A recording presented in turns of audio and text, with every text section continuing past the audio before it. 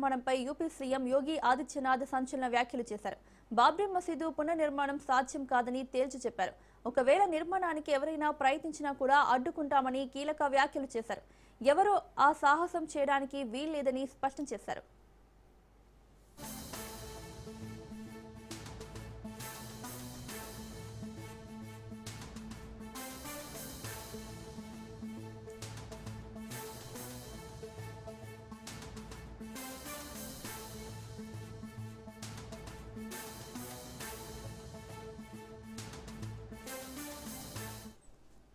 బాబ్రీ మసీదు పునర్నిర్మాణంపై UP CM Yogi Adityanath సంచలన వ్యాఖ్యలు చేశారు.